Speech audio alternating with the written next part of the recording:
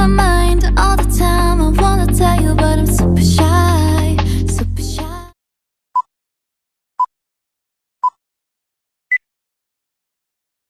Assalamualaikum warahmatullahi wabarakatuh. Perkenalkan, nama saya Maria Ulfa dari Universitas Riau, Fakultas Ilmu Sosial dan Ilmu Politik, jurusan Ilmu Administrasi Publik, angkatan 2023, nomor NIM 23011111777. Baiklah, pada kali ini saya akan menampilkan sebuah video resensi tentang jurnal internasional. Baiklah, pada kali ini saya akan mereview sebuah jurnal yang berjudul State Bureaucracy in Indonesia and its Reformers and Over Five. Penulis Nurdiana Gaus, Sultan, dan Muhammad Basri. Tahun terbit 2016. Penerbit Taylor dan Francis.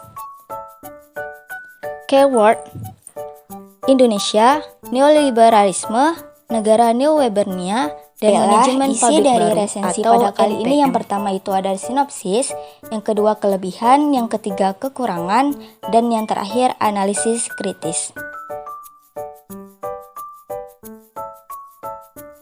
Memasuki materi yang pertama itu ada sinopsis.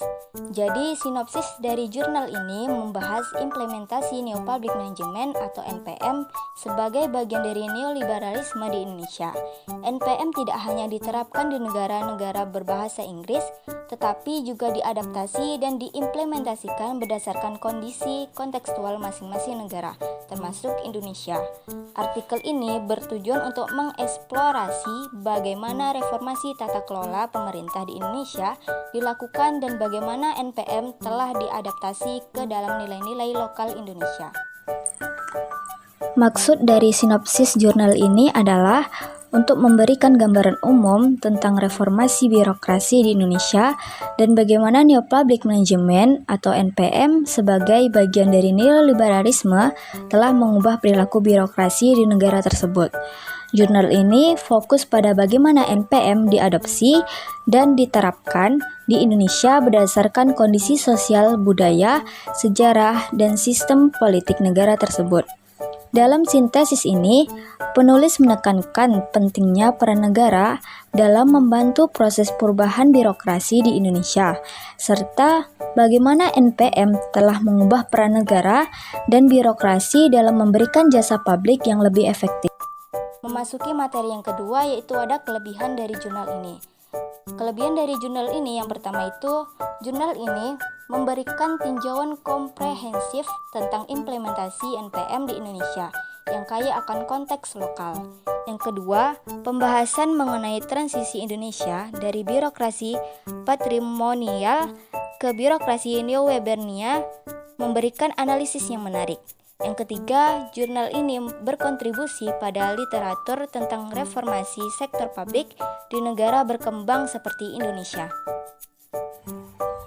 Dapat disimpulkan dari kelebihan dari jurnal tadi, jurnal ini memberikan analisis yang komprehensif tentang reformasi birokrasi di Indonesia, termasuk aspek organisasi, sumber daya manusia, dan sistem hukum.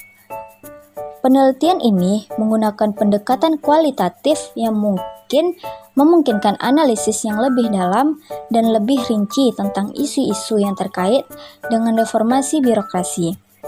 Sumber data dan studi sebelumnya untuk memahami model reformasi birokrasi yang telah dilakukan di Indonesia dan di negara lain, konsep Neo Public Management atau disebut juga dengan NPM sebagai bagian dari neoliberalisme dan bagaimana NPM diterapkan dalam reformasi birokrasi di Indonesia. Memperkenalkan tentang analisis peran negara dalam birokrasi, termasuk bagaimana negara dapat menjadi arsitek dan bagaimana NPM dapat diterapkan dalam sistem birokrasi yang telah ada. Indikator birokrasi yang digunakan untuk mengukur kemajuan reformasi termasuk budaya anti korupsi, non-public pelanggaran hukum, anggaran reformasi, dan lain sebagainya. Jurnal ini memperkenalkan dua dimensi reformasi birokrasi yang terjadi di berbagai negara, yaitu dimensi organisasi dan dimensi sumber daya manusia. Peran birokrasi dalam pengembangan termasuk bagaimana birokrasi dapat membantu dalam pelaksanaan tugas dan fungsi administrasi publik dan bagaimana pengembangan yang lebih efektif dan efisien. Yang ketiga itu kekurangan. Jadi kekurangan dari jurnal ini yang pertama mencakup waktu dalam jurnal ini terbatas, hanya sampai 2016. Diperlukan pembaruan informasi terkini mengenai perkembangan reformasi birokrasi di Indonesia. Yang kedua, analisis empiris kurang mendalam, lebih banyak bersifat konseptual dan teoretis. Yang ketiga itu perbandingan dengan konteks negara lain kurang elaboratif, sehingga analisis komparatifnya tidak terlalu kuat. Jadi, maksud dari kekurangan tersebut, jurnal ini tidak menyajikan data yang lebih detail dan terkini tentang keberhasilan atau kegagalan reformasi birokrasi di Indonesia. Data yang disajikan lebih bersifat umum dan tidak memberikan gambaran yang jelas tentang kinerja reformasi. Jurnal ini memberikan kontribusi signifikan. Dia tidak memberikan kontribusinya tersebut terhadap pengembangan teori tentang reformasi birokrasi, tetapi lebih fokus pada memberikan gambaran umum tentang proses reformasi di Indonesia. Jurnal ini tidak memberikan contoh yang spesifik tentang bagaimana reformasi birokrasi di Indonesia dapat diterapkan secara efektif dan efisien, serta bagaimana kekurangan-kekurangan yang dapat diatasi. Jurnal ini tidak memberikan informasi tentang bagaimana reformasi birokrasi di Indonesia dapat menjaga dan mengontrol untuk mencegah kondisi dan korupsi, serta bagaimana kinerja reformasi dapat diukur secara objektif. Baik, masuk yang materi terakhir, itu ada analisis kritis. Jadi yang pertama, jurnal ini memberikan gambaran yang baik tentang adaptasi NPM di Indonesia, namun kurang memberikan evaluasi kritis tentang efektivitas dan dampak reformasi tersebut. Yang kedua itu, diperlukan analisis yang lebih mendalam tentang tantangan dan hambatan dalam implementasi reformasi birokrasi di Indonesia.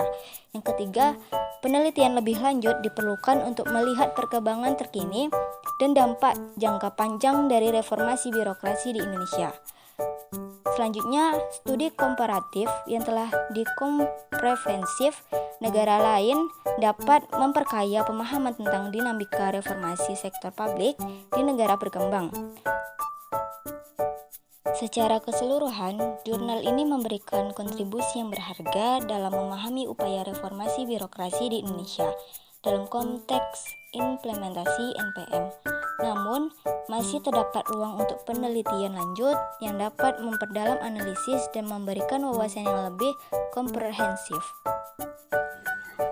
Maksud dari analisis kritis tersebut yaitu, jurnal ini menunjukkan bahwa reformasi NPM telah diterapkan dalam birokrasi Indonesia. Namun, implementasinya masih menghadapi beberapa kendala, misalnya adanya kebiasaan lama dari era Orde Baru dan budaya patrimonial yang masih kuat dalam masyarakat Indonesia. NPM telah diintegrasikan dengan sistem birokrasi yang sudah ada, seperti birokrasi rasional Weberian, untuk mencapai hasil yang lebih efektif. Dalam sintesis analisis kritis dari jurnal tersebut menunjukkan bahwa reformasi birokrasi di Indonesia masih dihadapkan pada beberapa kendala, termasuk kebiasaan lama, budaya patrimonial, dan korupsi. Untuk mencapai perubahan yang efektif, diperlukannya bimbingan dan arahan dari negara serta dukungan dari masyarakat, serta penggunaan teknologi korporat yang lebih efektif. A few moments later. Sekian dari saya, semoga video tadi bisa bermanfaat dan bisa menambahkan wawasan bagi kita semua. Saya akhiri, wabillahi taufiq wal hidayah, wassalamualaikum warahmatullahi wabarakatuh. See you.